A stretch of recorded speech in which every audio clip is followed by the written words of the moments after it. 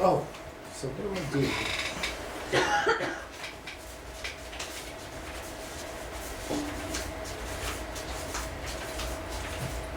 Okay, well first, thanks Doug for having me come up. I've wanted to get to Boston.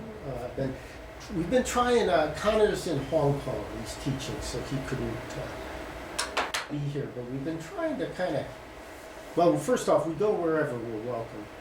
But we've also been trying to get to some of the areas that the Revolutionary Union or Revolutionary Communist Party have been active. They had a fairly active presence here in Boston. They had kind of their big controversial moment was the stand they took on Boston busing back in the 70s. There was mandatory busing. The people, particularly a lot of racists in the city, really opposed it. The party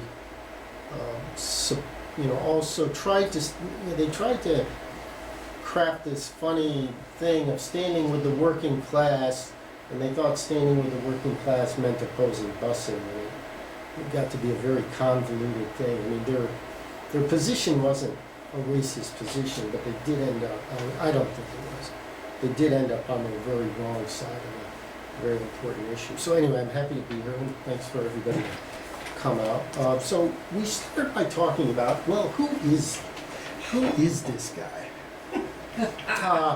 This is a group we started in my hometown in central New York in the early 70s. I was 17 in this picture. I'm the guy in the white t-shirt and the necklace.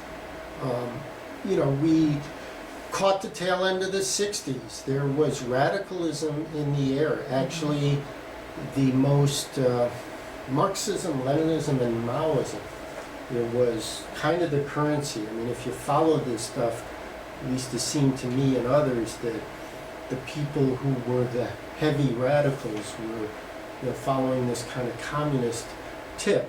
Here you can see we're holding little red books.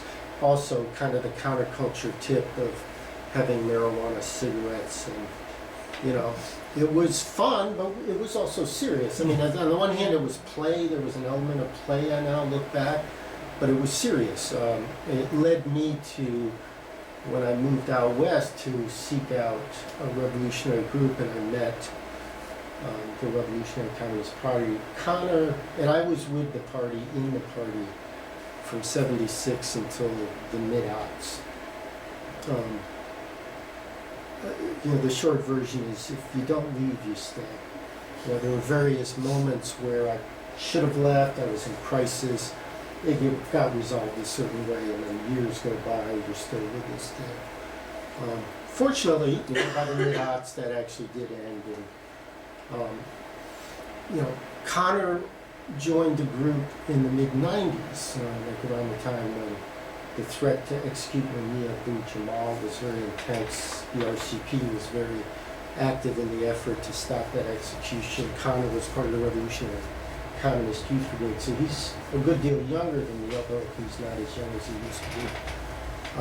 So him and I left about the same time, and we talked, and actually found that we agreed on a lot of things, which was kind of refreshing.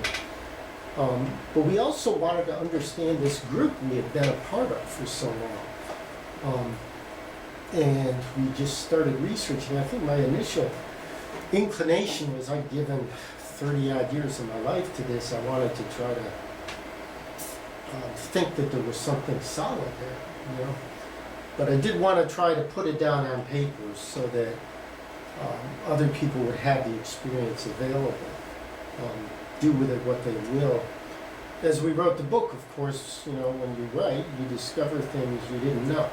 And we discovered an abundance of things. So that's who I am, that's who Conor is. I'm going to start by reading the opening of the book. And I'll try to do this a little less formally, so if there are questions, you can jump in.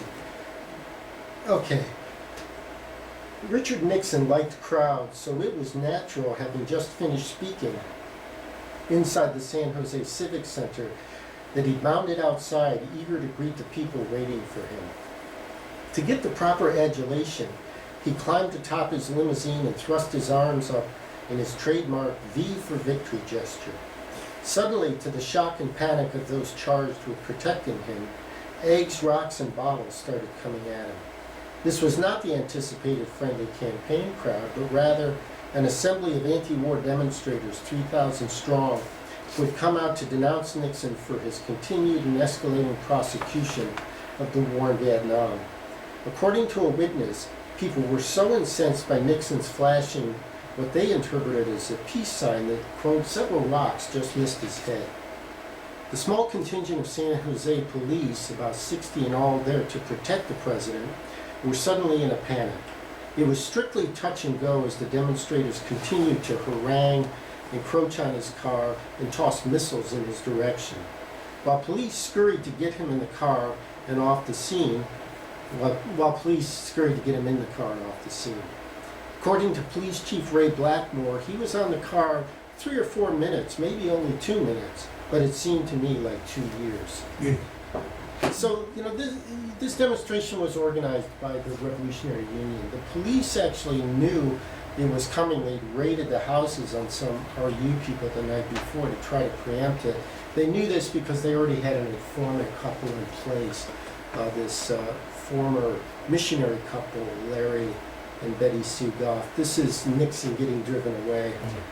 This is, see, do I have my cat toy? I have a pointer here. It's somewhere.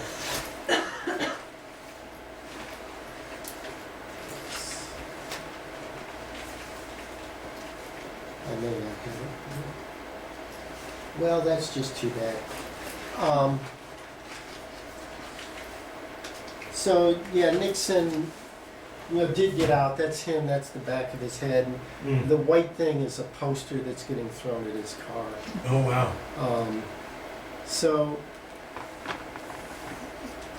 we tried to tell the story by, I didn't know who started this group or how it got started. But I knew some names. So we found 4 people we traced, and 4 people who had a fairly good documentary trail. Actually, this guy, Label Bergman, had less of a trail than anybody else, but I did find his son, who was extremely helpful in giving us this story and pointing us to some sources.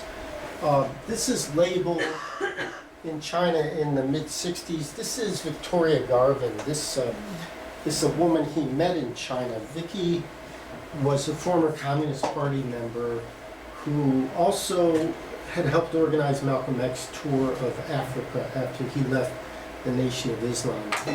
Label himself was descended from a long line of rabbinical scholars who had settled in North Dakota.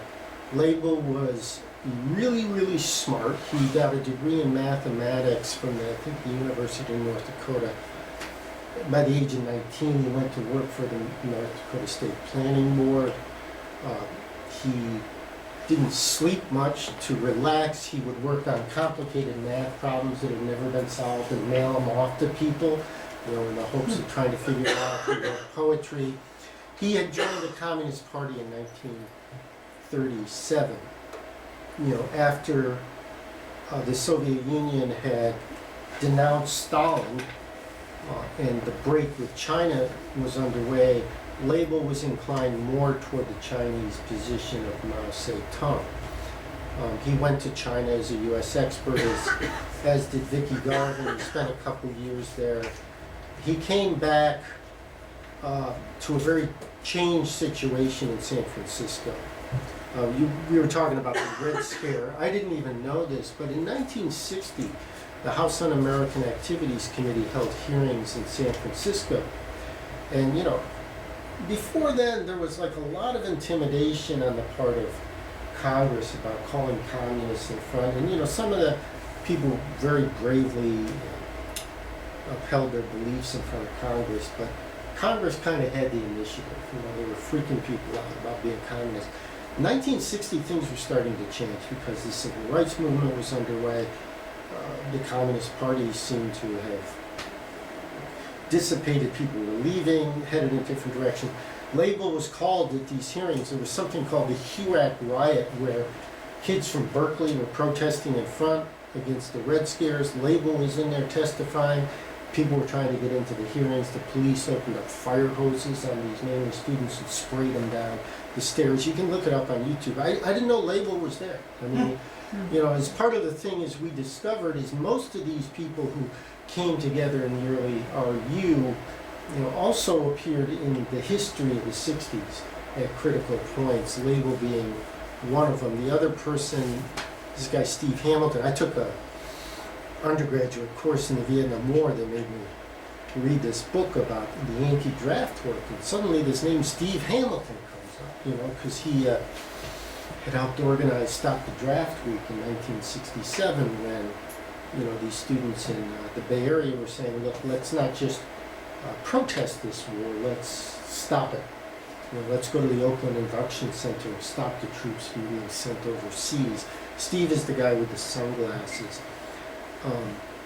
Steve Hamilton graduated, you know, he's from a working class family. He graduated, he went to Wheaton College to study religion. He changed his mind. He ended up in Berkeley studying history in 1964, at the very moment that the free speech movement began. Steve Hamilton joined this Maoist group called the Progressive Labor Party, which at that point was attracting young radicals and some people who had broken into the old Communist Party. Steve was kicked out of Berkeley for the free speech movement. He was expelled.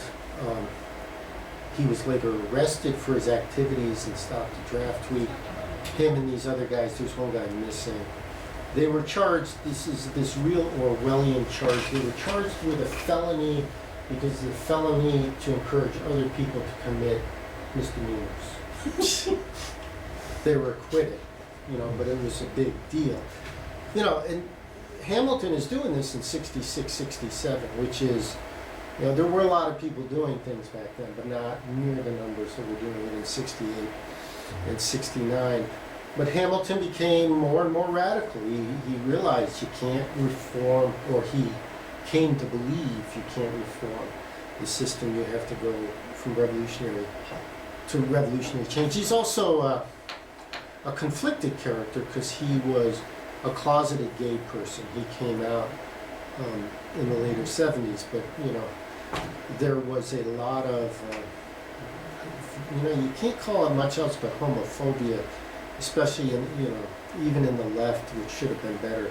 So he had to hide that back then. But he, so after that 67 case, he was acquitted, and he was with people who were trying to figure out, well, what do we do now? And one of the things they said is, well, we have to go with the working class because they're the engine for change. This is what they thought. So he went to live in Richmond, California, which is outside of San Francisco and to the north, and it's more industrial and more working class. And he went with this guy, Bob Levakian. So to a degree, people know who the Revolutionary Communist Party is today. They know who this guy is. He's the son of a liberal judge. He went to Berkeley. He was arrested during the free speech movement. He was not expelled. You know, he seemed to become radical slower than Steve Hamilton, and of course Label Bergman was already quite radical. He worked for Ramparts magazine, which was this very influential magazine. If you ever get a chance, read Peter Richardson's A Bomb in Every Issue. It's kind of a history of Ramparts magazine. It's very impressive because, I mean, what I got from reading Richardson's book is, you know, Ramparts did kind of something like Steve Jobs knew how to do. It matters how you package things. The layout and design actually matter. You know, they had this famous cover which Avakian helped on the story of a Marine, and the title was I Quit. This guy came back from a Green Beret. He came back from Vietnam and was like, I'm going to oppose the war. Avakian went to work for Ramparts. Eldridge Cleaver, the Black Panther Party, was working for Ramparts at the time. He met Eldridge. He tells this story. They went into Eldridge's apartment, they saw a big poster of Mao Zedong. Says, why do you have that picture of Mao Zedong? And Eldridge said, well, because Mao is the baddest motherfucker on the planet Earth. So I guess that made an impression. But the person who really radicalized Avakian was not Eldridge Cleaver. The person who made Avakian a communist was Label Bergman. In fact, Label Bergman, what we learned about the early Revolutionary Union was it wasn't just Bob Avakian and Steve Hamilton.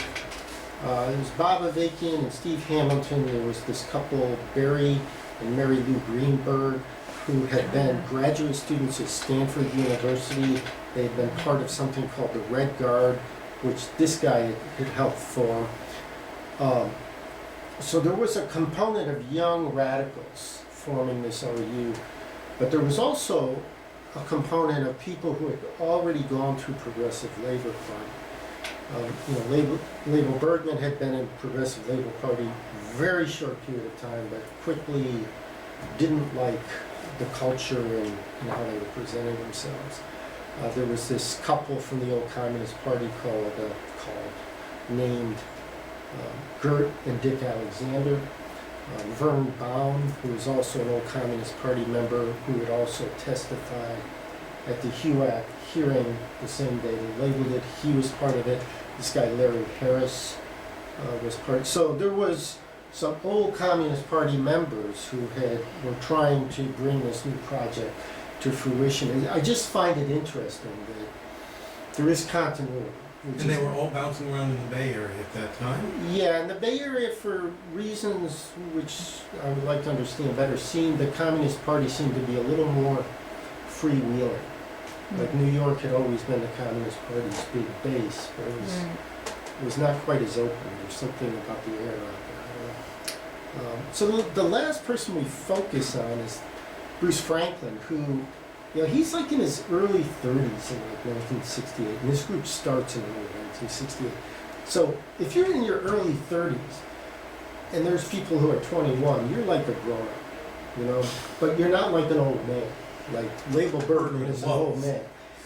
So Franklin he radicalized a lot of people at Stanford University. I mean, Stanford today, you think it's an engine sending people into Silicon Valley, but back then it seemed to be an engine radicalizing a lot of people who would come to be the leaders of the Revolutionary Union. Franklin is a Melville scholar. He had been in the military intelligence. Very smart guy. He was offered tenure at Stanford, which he eventually got, and they stripped him of it later for his activities. He didn't stay long with this group, and I'll talk about that in a second briefly. But he was instrumental in bringing a lot. He brought the Greenbergs forward, Bill Klingel, and others. He's still there. He's teaching still at Rutgers University. He's well into his 70s. He unfortunately didn't want to talk about his time in the RU, which would have been helpful. I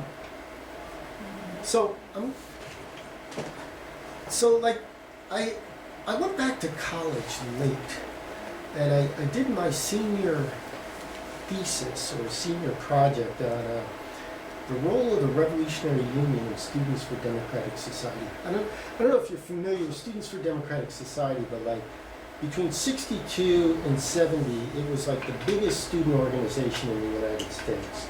I think Occupy is kind of you can get a picture of it. It's got everybody who wants to be active as part of SDS, and the spectrum of thought, I think, is also from really radical to really wanting a good, solid Democratic candidate to get behind. By 1969, though, the leadership is very, very radical. The group has 100,000 people who say they're part of it. I mean, actual members are probably, active members are probably a lot less. But it's gone from being, left-wing and Democratic Party, half of the way with LBJ was one of the slogans they had, to being, the U.S. needs to get out of Vietnam, and national leadership. Bernadine Dorn called herself a revolutionary communist. The national leadership of Students for Democratic Society, with, I think, the exception of Mike Klonsky, would become the Weathermen. in another year or two. But in 1969, it was kind of decision time. The group wants to be really radical. The leadership wants to be really radical.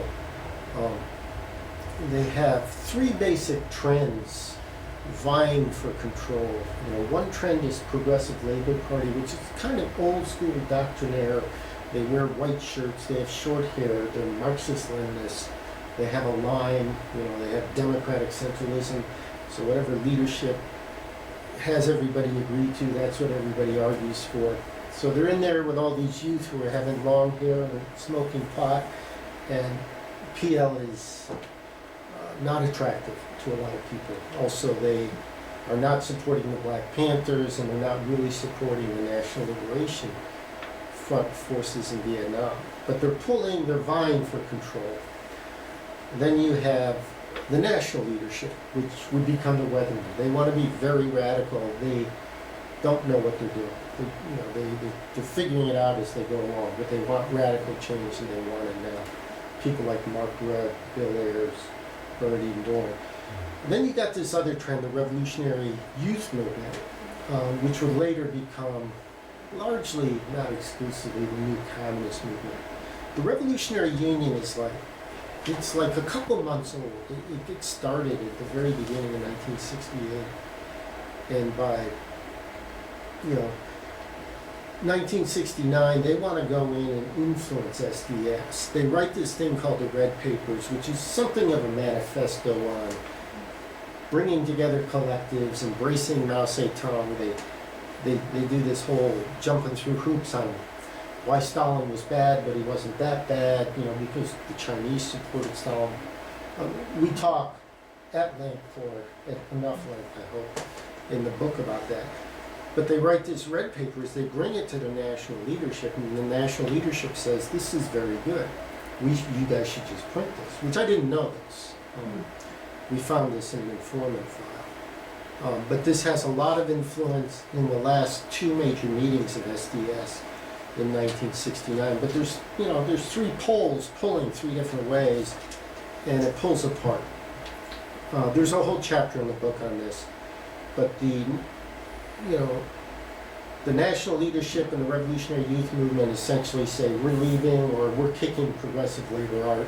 So it splits two ways, and then it really splits three ways. And what's left is progressive labor keeps the name SDS, national leadership becomes the Weathermen, the revolutionary youth movement. They try to do something for a little while, but they go on and form other groups. But the thing about my actually this was after the senior thesis. We were pulling documents, so I didn't know the RU was all big into there, and that they exercised an influence well beyond their numbers. Mainly because they had a more coherent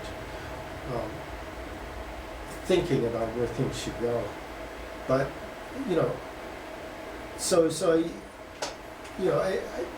I was able to establish that this third group, this revolutionary youth movement group, was actually the bigger part of SDS. And So really? Yeah. Really?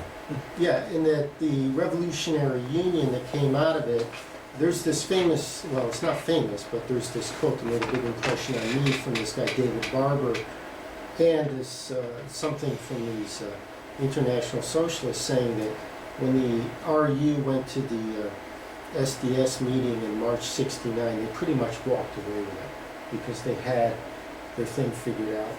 But what we discovered even after that, there's this Professor Art Eckstein who I shared this document with. He actually kind of caught this. The thing is if you're not looking for the Revolutionary Union, if you don't think they're important, you don't find any of this. I mean, you actually can read, David Cunningham wrote this, it's a pretty helpful book on the Klan and the New Left.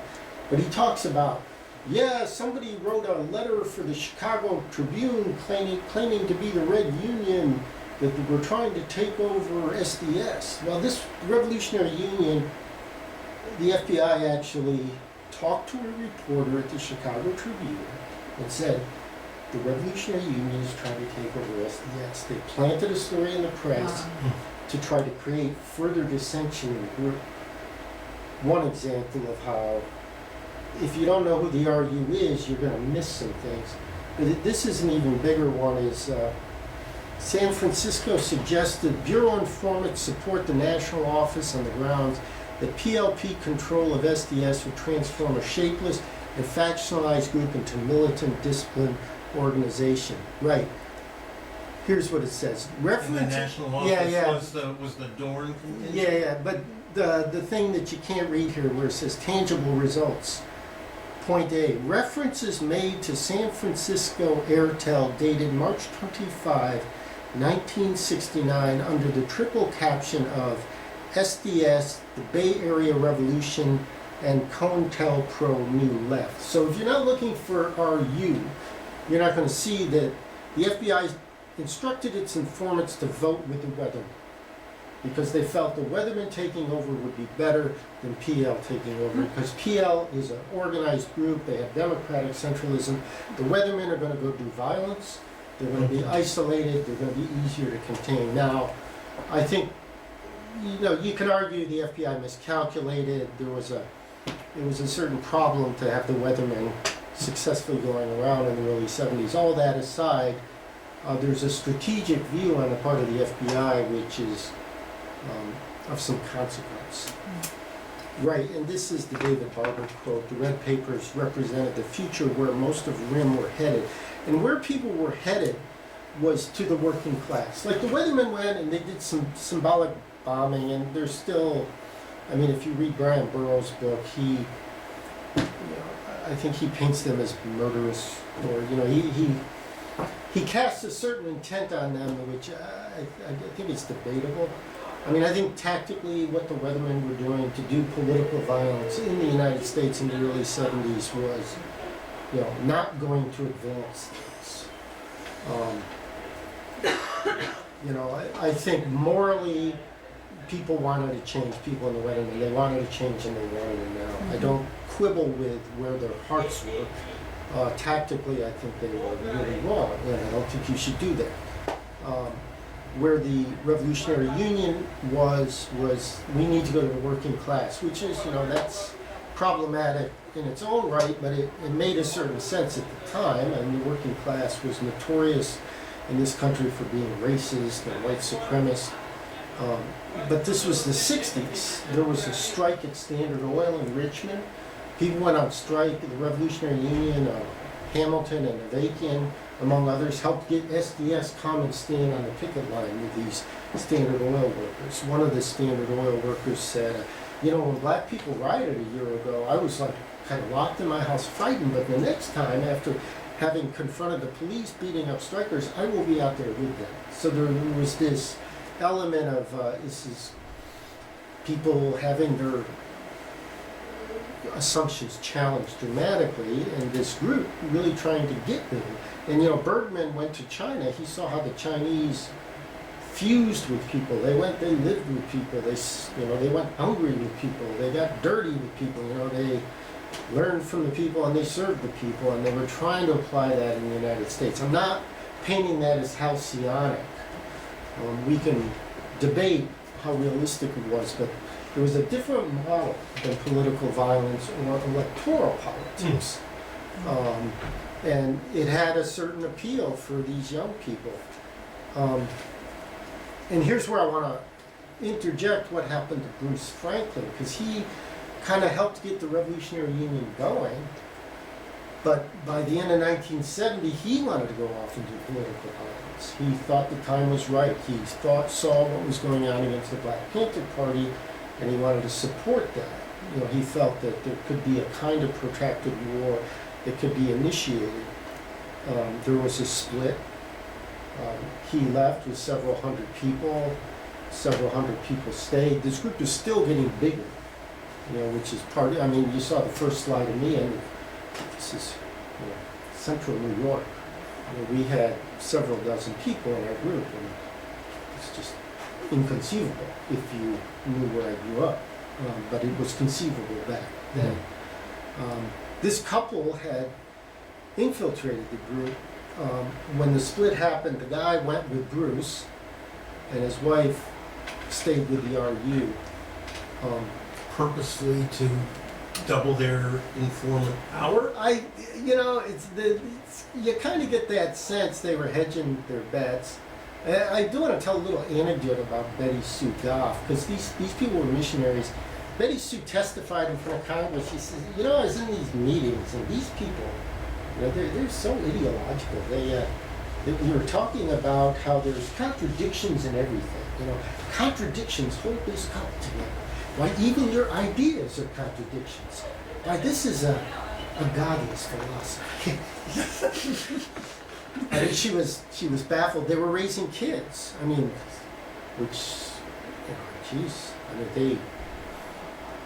they should have had their children taken away from them. I mean, they're FBI informants. They're infiltrating a revolutionary group, and they have kids.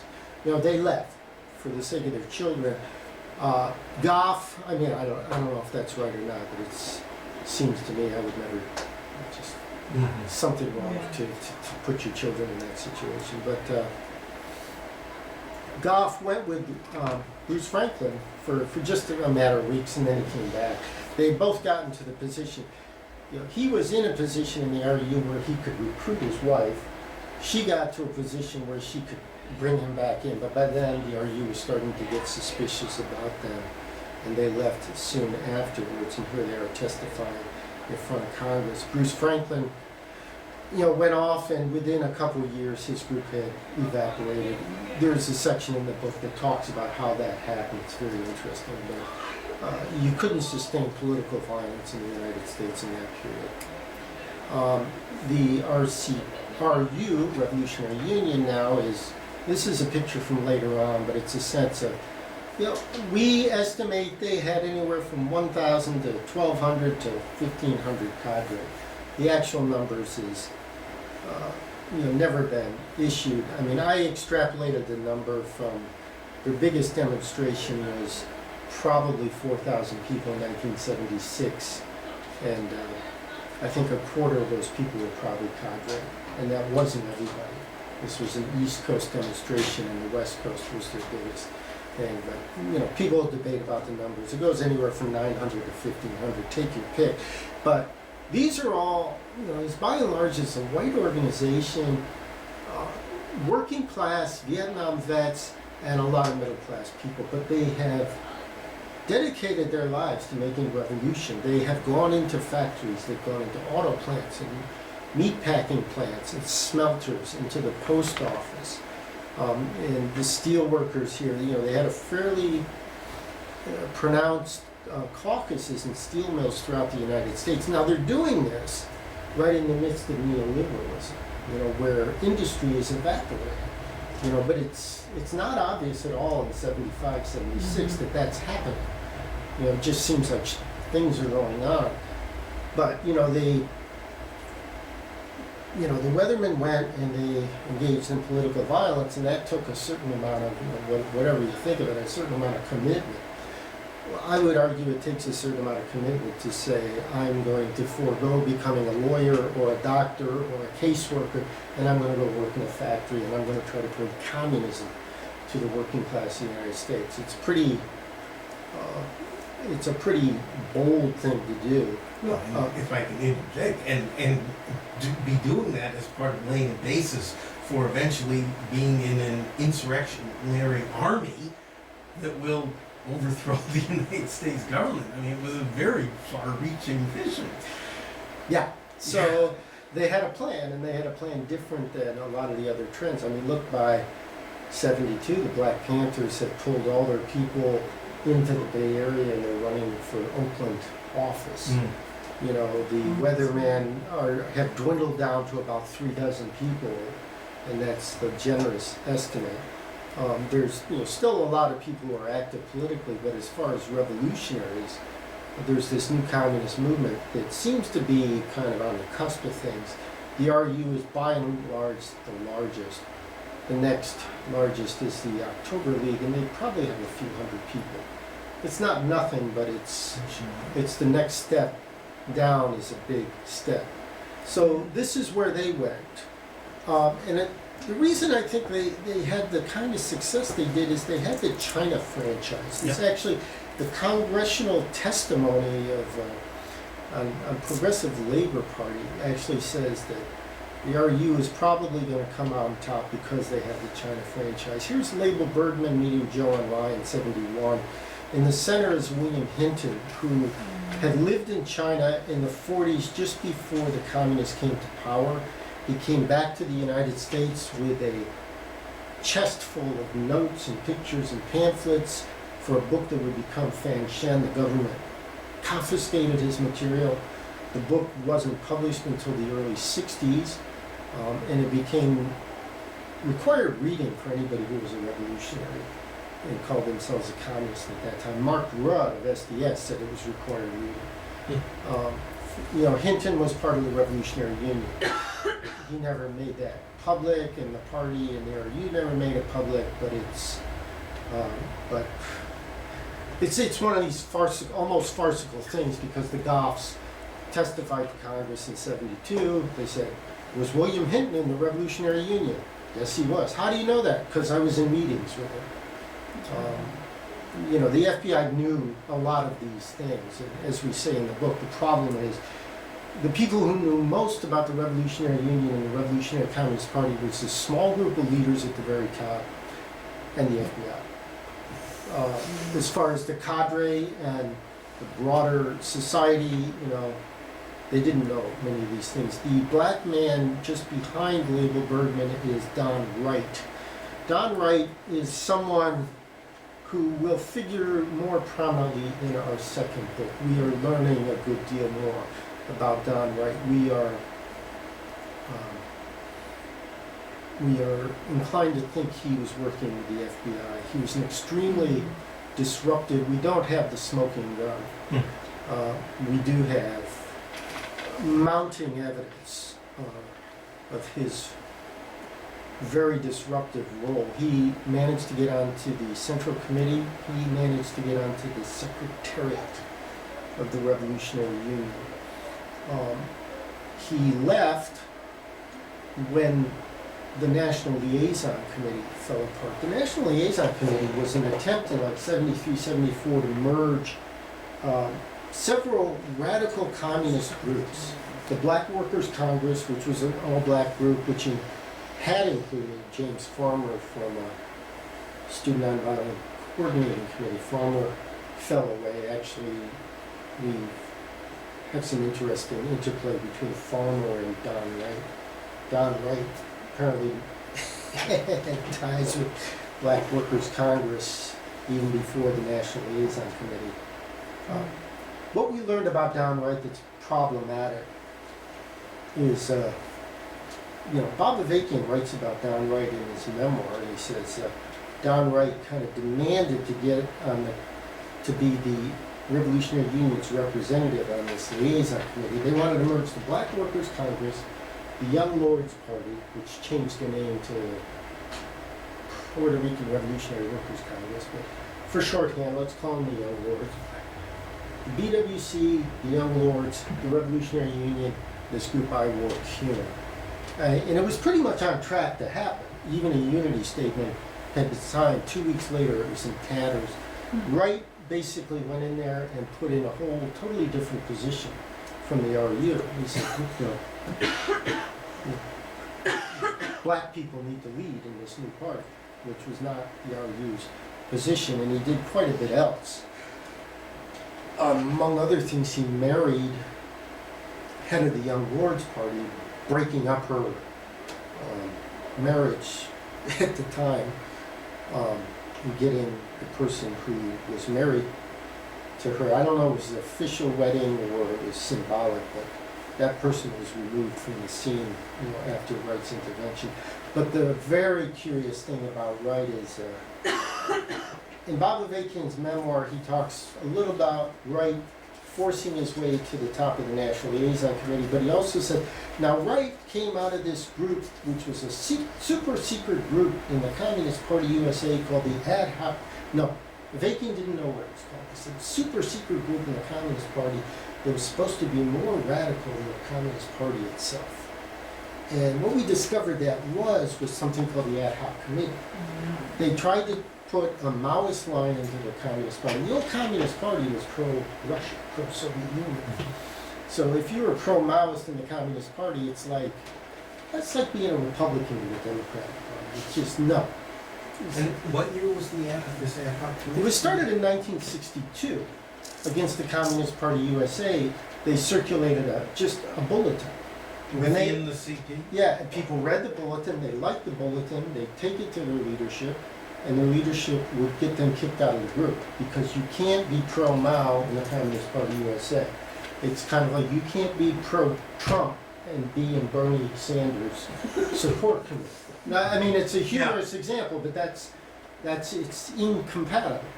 But the FBI started this. We found the memo in a personnel file. Said they recommended this agent for an increase because out of his own imagination, he started the ad hoc committee. You know, putting forward this Marxist-Leninist Maoist point. Yeah, it's in the book. Yeah. Don Wright was in the ad hoc committee. We don't even know there ever really was an ad hoc committee. We know there was one person at least who said they were in the ad hoc committee, and he was probably a physical person. And we know Don Wright said he was in the ad hoc committee, which, you know, he died in 2009, but he does have some explaining to do about that and many other things. The ad hoc committee did continue, we have since learned, into the 60s and 70s. There are 15 to 17,000 pages which we've asked for. We were initially told that you'll have them, but it's going to be a number of years. Then we were told you can't have them because it's still secret. It's going to disclose methods and informants, and currently it's pending. But meanwhile, we are getting further documents from Chicago, and the documents that originated in Chicago but were filed in places like Ohio, where we're learning more about Don Wright's tenure as a central committeeman and a secretariat member. Is very disruptive for us. This National Liaison Committee falls apart. Wright goes into a secretariat meeting and basically beats people up and then quits. And then he goes out to the West Coast. They actually tried to split the group, which I didn't know. And apparently it didn't work. Then Wright basically moves in with Gloria Fontana's. And if you know the history of the Young Lords Party in the mid-70s, it's very ugly what happens, but that's another story. The point about this is, you know, I mean, when Doug interviewed me, I talked about how humbling it is to learn how things actually work. You know, you think you understand how things work. You think things are somewhat transparent. Everybody who's been active understands that, yes, there are police around, and there are people who are going to try to provoke violence to get you in trouble. There's people going to try to get you to tell secrets, you know. But to unearth sophistication on the level, I just posted this thing on Facebook where there's a memo from '69 of the FBI saying, well, what we should do is we should forge a Revolutionary Union document and make a Marxist-Leninist line into a revisionist line.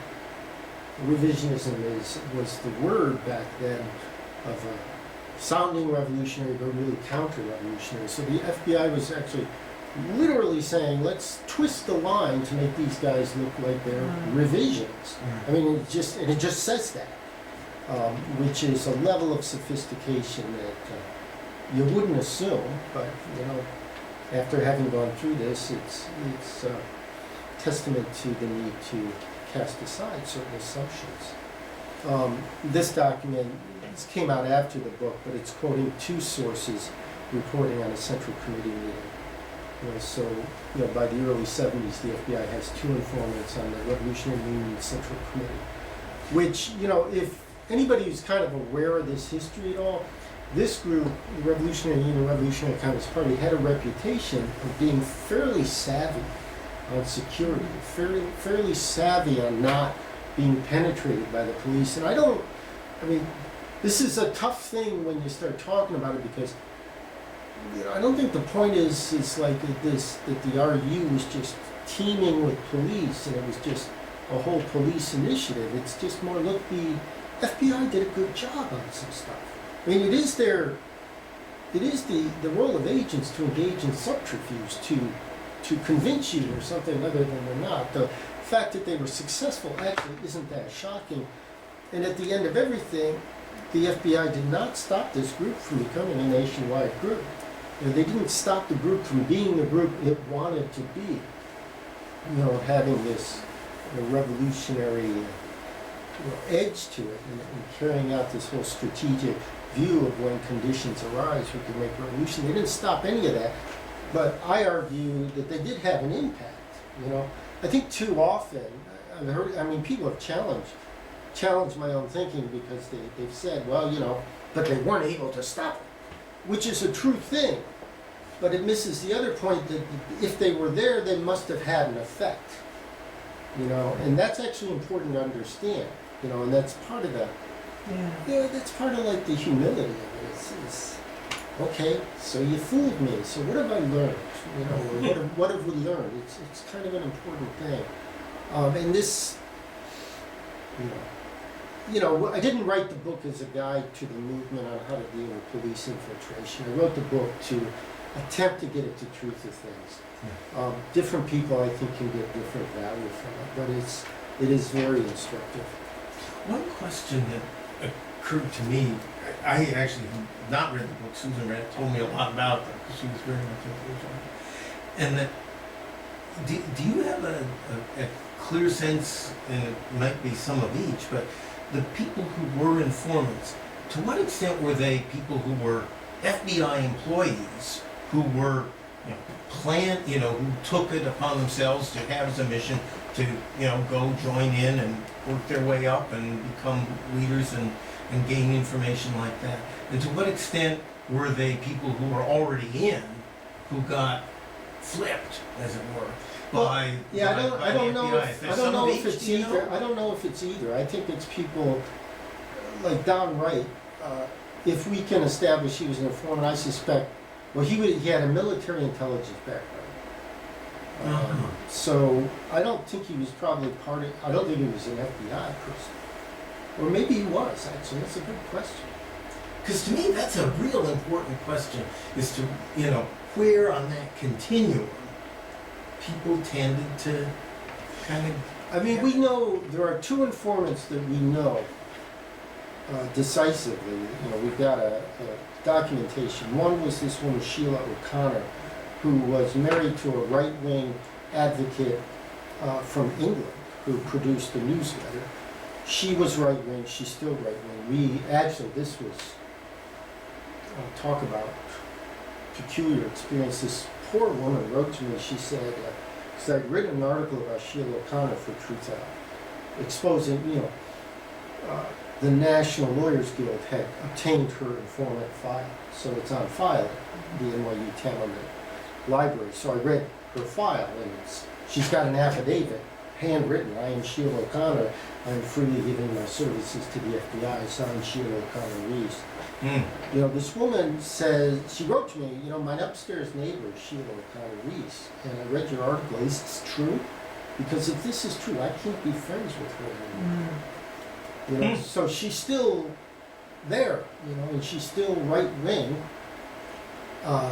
but none of this stuff ever got revealed. The Goffs came back from Central America and they volunteered their services to the FBI. I don't know exactly how. My sense is they saw this turmoil of the 60s and they wanted to do their part for the United States. There was this teenage couple in Milwaukee. The kid's 17. I think he gets busted for drugs. He flips. He didn't join the party, but he reported on BBAW. People like Don Wright, though, I think he's a very peculiar story because he's a very sophisticated person. I don't think, by and large, the FBI sent their people in. I think they sent people from maybe the military in, people who kind of fit a certain profile that could get in there. The original informant in 1968, we don't know who it is. We suspect they probably came through Progressive Labor Party. We suspect, and this is a suspicion, that Label Bergman brought a contagion with him. Label Bergman brought Don Wright in. I mean, he's the guy who, you know, if you're in the mafia, right, somebody's got to speak up for you. I think Label spoke up for him. Not to say that the RURCP was the mafia, Right. but there was a similar discipline in those kind of things. This is 76 threat to the internal security of the first magnitude. Some people actually had some problems with our claim on this. They said, well, you know, geez, you're kind of exaggerating their importance, aren't you? You know, I mean, yeah, okay, they were what they were. And, you know, the thing I think they're missing is, look, not only is it like a strategic organization, they can't quickly be rounded up because they're doing illegal acts.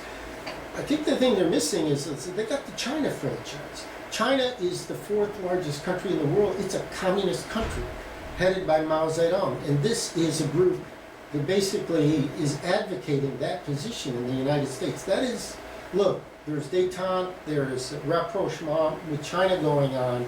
There are big changes, and by the end of the decade, it's going to be in the United States, but in the early 70s, China is a communist country. And these folks are aligned with that. That is a threat to the internal security of the United States of a very high level of importance. You know, it's not nothing. Now, doesn't mean they're about to, you know, doesn't mean, you know, they have powers beyond their actual ability in numbers, but as far as looking at the big picture, I think this is why the FBI would say this. And yeah, there's an aspect of them, FBI justifying the measures to investigate and the extra legal stuff they do. There's a message of self-perpetuating justification. But, you know, the first magnitude is, look, you know, the Black Panthers did not have ties with other countries. You know, they were not coherent in that way. They were, you know, they were very conflicted. And they actually, you know, had lost a lot of their power very quickly, probably as a result. But that, you know, it's something to continue to think about. I'm going to kind of move this toward conclusion. So, you know, part of this magnitude first threat was the RURCP had organizational control of Vietnam veterans against the war by the early 70s. They took over the group. But they took over the group basically by recruiting their people into the party. The national leadership of VVAW largely joined the RU and brought the rest of the group in. It caused a lot of resentment. People like John Kerry, who was in Vietnam Veterans Against the War, was not. You know, a lot of the people in the leadership of VVAW had gone to Vietnam. Some had been forced to do very bad things. They had come back with no love for the United States. They had many came with an abiding hatred of the United States, and they wanted it, you know, ended. You know, and they were very radical, and they were attracted to the RU. John Kerry was going a different way. He left VVAW, you know, before it came into the RU's orbit. So there was a parting of ways there. To fill the breach formed by the breakup of Students for Democratic Society, the Revolutionary Student Brigade was formed on most every major campus. What kind of gets me, I look at these pictures, man, I was young back then too. It's like, we were all young. And this is what's happening. It's like, time keeps going forward. All these folks are like pushing 60 now. The RU had been instrumental in starting the U.S.-China People's Friendship Association. If you wanted to visit China in the early 70s, and a lot of people did, and we can talk about what we think about China actually was under Mao, what we know now, what we think about that, and what people thought in the early 70s. And a lot of progressive people and radical people in the early 70s thought China was a positive model of where you could remake society. Women had the kind of freedom and autonomy that did not exist in China previously and didn't exist in large parts of the world. They could walk away from a marriage. They could, you know, walk down the street without being harassed. Crime had been nearly eliminated after the Great Leap, the famine during the Great Leap forward. Hunger had been more or less eliminated. Healthcare was widely available. Drug addiction had been eliminated. It just seemed like a lot of the unemployment had been eliminated. It seemed like a lot of the things that people suffer under capitalism was gone there, and people wanted to understand it. And if you wanted to go to China, you had to be part of U.S.-China Friendship Association. The RU was instrumental in forming it. You can see Bill Hinton in the center, who would leave the RU, I think, in 73, 74 over disputes on China's position on the Soviet Union, him being more sympathetic to the official Chinese position. Bill Hinton is in the center. The bald man to his right is C. Clark Kissinger, who's a former National Secretary of Students for Democratic Society, very effective SDS organizer, who was a long time Revolutionary Union partisan. And then to Bill Hinton's left is Deng Xiaoping, who had become the premier of China. So, again, the heavy radicals title is not that they were heavy, like beating people up. It's like that they were like serious. I mean, the title comes from a column. I remember seeing this in 1975, but it had different titles in different places. But it was called Heavy Radicals. Terrorists seem to be less a threat. The intellectual cadre plant ideas, not bombs. So for a certain section of the ruling elite and their media, the heaviness had to do with this more strategic view of building up the basis for revolutionary action. So, and I look at this picture, and this, he's standing, next to like the leader of the fourth largest country in the world. This is kind of like the end, 1976 July. I mean, the party would have a major split a year later, but this was a certain high point. And I look at this, I was actually at this demonstration. It's VVAWs in the front, Unemployed Workers Organizing Committee, about 4,000 people in Philadelphia.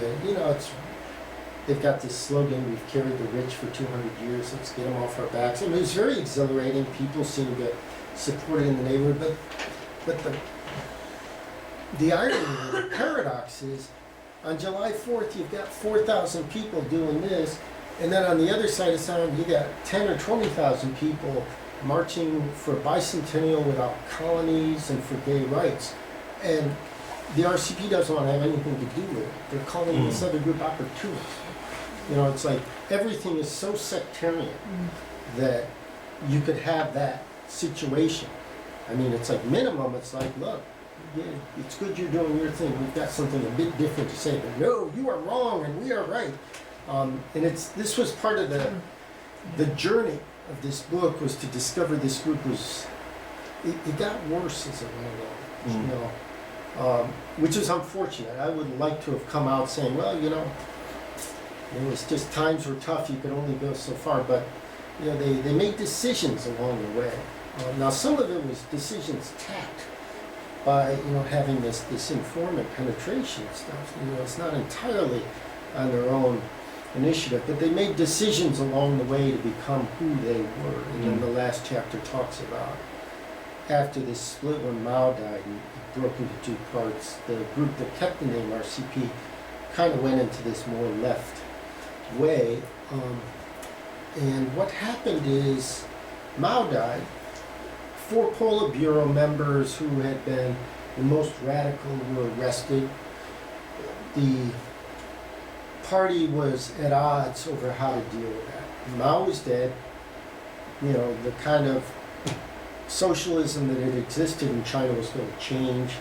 One group said the status quo in China is fine. Another group said no, the arrest of the 4 is a revisionist coup. It's counter-revolutionary now. It's cause for a lot of reflection.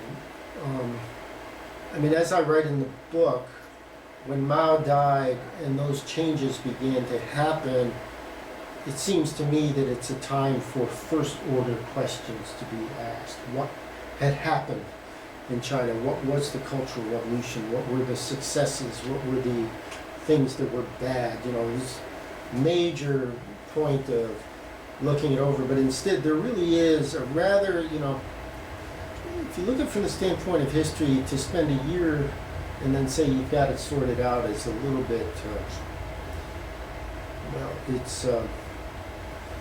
it's not possible to know something on that grand a scale in a year. But, Bob Avakian, who is now the only one of those four remaining in leadership, Label Bergman has left. He wanted to support the status quo in China. Steve Hamilton had left right around the time Don Wright did his splitting activity. Where did Hamilton He went and formed, I forget the name of the group, but he was active for a while, and then he became a psychological social healthcare worker, and he came out openly as gay, and he wrote a couple very important history pieces for something called the Theoretical Review. It's kind of comes through in the book, but Hamilton is the one I have the most respect for, having gone through the whole work. He seems to be the most thoughtful, the most willing to reevaluate at different points what he was doing, and being critical on a very deep level, not on a superficial level. I never got to meet him. He died in 2009 of a heart attack, which is unfortunate. So Franklin had left with this split on political violence. Bergman had left over China. Hamilton had left over the change in how the party was viewing the struggle of black people. So Bob Avakian is the one remaining leader. When Deng Xiaoping comes to the United States in 1979, the party wants to challenge that in a demonstration with a committee for a fitting welcome, which there are two versions. If you read the Washington Post version of this demonstration, they talk about, there's two versions. If you read the Revolutionary Workers version of the demonstration, they say, well, we were marching toward the White House, and when we got in front of the White House, the police didn't like our message, they wanted to silence it, they attacked us. And they beat people viciously, and 78 people were arrested. Washington Post says, as the march approached the White House, people unleashed, a fusillade. Well, they started throwing bricks, lead weights, nails at the police. The police in turn attacked, and it was a bloody clash that was over fairly quickly, and 78 people were arrested. I'm fairly restrained in my account in the book, but I've since heard witnesses. The party did throw things at the police, and it was an attempt to create an international incident. So they threw things at the police and essentially gave the police permission to beat the shit out of people, and the police were very brutal. I was arrested at this demonstration. I was at the front. I did not know what the plan was, but I came back around after we had ran. I was with the youth, and I came back around and I saw this scene of disarray, and I started denouncing the police. They beat the shit out of me. And I was arrested, and I was charged with felony assault on a police officer. So you were one of them, so that's But when they- they came to your defense. Yeah, now they later dropped the charges on most people, including me, because they didn't have evidence. And in my case, it was just a matter of I was yelling at the police, that's all I did. But they did keep charges on 17 others, and including Avakian, who initially they dropped all the charges, and it seemed like it was over, and then they reinstated him. And at that point, Avakian went to France seeking political exile. Charges were later dropped on him. They were dropped on him, but they were held on the others, who mainly got probation. But that was the deal. So Avakian did go to France. Essentially, there were no charges on him, and he could have come back at any time, but he did not. That's the last time he's publicly been in the United States. So that's... Actually, he was in New York last year with Cornel West. Yeah, well, but right, I mean, this is a true thing, but he's my sense is his whereabouts is, who knows where he is. Yeah. I know someone who went to some private screening where they had to have their eyes covered up and driven all around. I know someone actually who went to an RCP youth thing, and they were not told the location, and brought secretly there. Right. And they met Yeah. him there. Yeah. In I think it Richmond this probably would have been in the late 90s. area? Oh, my person, it's like in the past decade, 5 years ago. maybe. Yeah, My- mine is much earlier. Well, my point is as far as him being publicly in the United States, this was it. He went to Yeah. France, and Yeah. since then, Yeah, it's that- not that just should it's not been yeah. discussed by the party. And His you know, whereabouts. yeah, we Like can. Dick Cheney's in an undisclosed location. You know, I mean, for me, the point is, Sorry. you know, look, the RCP today, like most of the groups that were communist or socialist, radical groups that were big, there's a fair amount of disarray all the way around. Mhm. And I think it does have to do with there is no model to hang your hat on anymore. And things in the world seem to be very confused. Well, things, at least for me, are very confusing as to what you do and what you need to do. You know, the RCP today is, my sense is it's fairly small. And I don't think they're unique. I think most of the other groups are fairly small. The irony is there seems to be a rather large left. I mean, the Occupy movement, I think, is indicative of there are a lot of people that really do want Yeah. something radically different. But our story ends here. It ends with a vacant in France and this group spending 1980 trying to forge a new way of being the Revolutionary Communist Party, which, you know, arguably is not successful. And for me, what was actually striking was kind of having come of age in this post-78 RCP was to remember that brief time when it was something far bigger or far more influential, which is not to say it was ever on the scale of the Communist Party USA, which in the 40s had tens of thousands of adherents, but it also had this country, the Soviet Union, that had been around for 20 years. But, you know, the fact that they had VVAW, the Revolutionary Student Brigade, the Unemployed Workers Organizing Committee, the presence in all the factories, the U.S.-China Friendship Association by 1978 had just shy of 10,000 members, which, you know, I think is consequential. Anyway, that is the presentation. So, you know, I'd like to just have a little roundtable talk, but not film that. Sure. Yeah. Thank That's you. fascinating. Thank you.